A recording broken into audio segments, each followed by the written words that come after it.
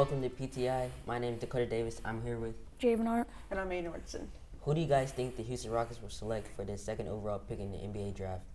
Well, to start off with, I think, barring any trades with Detroit and Houston, I think Houston will take that G League guard, Jalen Green. Jalen Green has sort of proved that he can be the second overall pick. He played in the G League, so he has played against people that have at least NBA experience and playing with other rookies such as Jonathan Kuminga, who is also projected in the top 5 or top 10 in this NBA draft.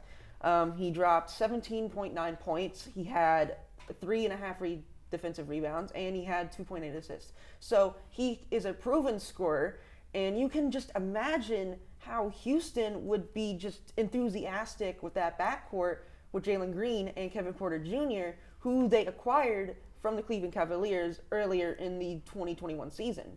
So he is a proven scorer, and based on if his development goes very well, then he has what it takes to thrive in this NBA, in which it's a guards league. So you would have Jalen Green, Kevin Porter Jr. in that backcourt would just be insane. And I think teams would fear Houston for years to come.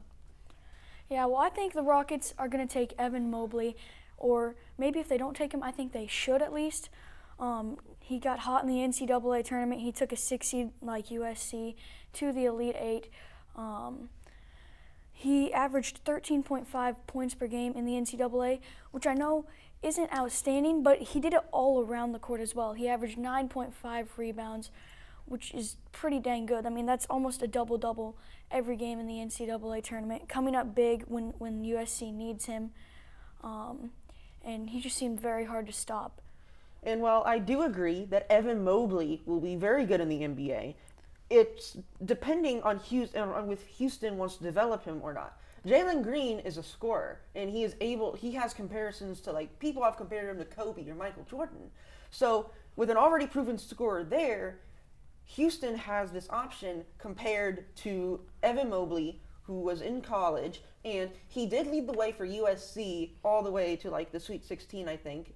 I think they lost to UCLA, I believe so. I think so, yeah. Yeah, so doing that, Evan Mobley does have potential. He has good stats in college, for sure, but it's going to take a lot of development. And considering that Houston already has their big man in Christian Wood, and while that Twin Towers duo would be great, I think Houston and their system with Steven Silas, who led the way for Dallas to have their best offensive season with Luka Doncic and all them, they're guards. So with Steven Silas now in Houston, and this being their second year, I think they take Jalen Green, who is already a proven scorer, over Evan Mobley, who seems to be rather more than just a project, to see if he can develop into that projected unicorn.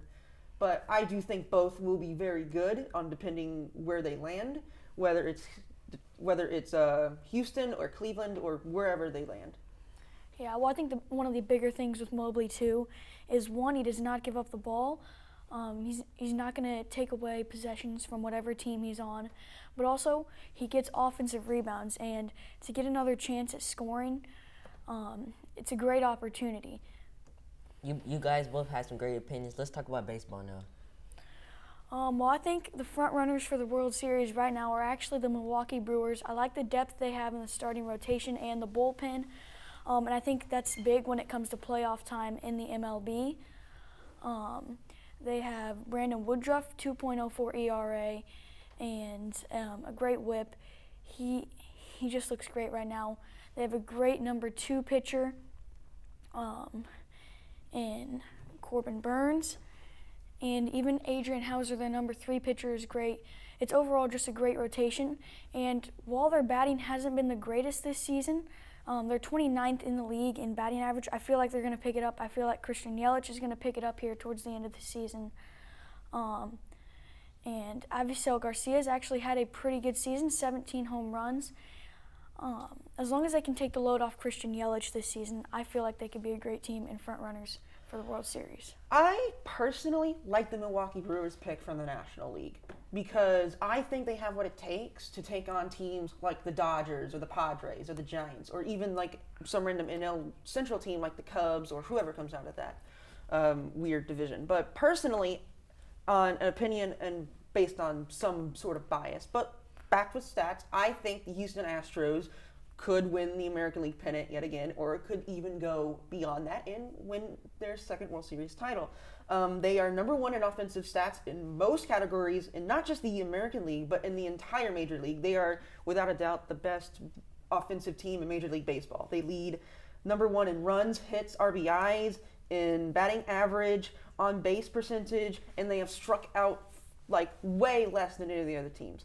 While other teams may have somewhere way up high, the closest team is like Tampa Bay, I believe. No, Tampa Bay has struck out the most, and the Astros have struck out the least. And they have a great pitching core, in a great starting rotation in Framber Valdez, Luis Garcia, who is probably amongst one of the best American League rookies in this year so far. They have an old veteran like Greinke with the possibility of maybe Verlander coming back, though the odds of that are far if the Astros do make it that far to the World Series.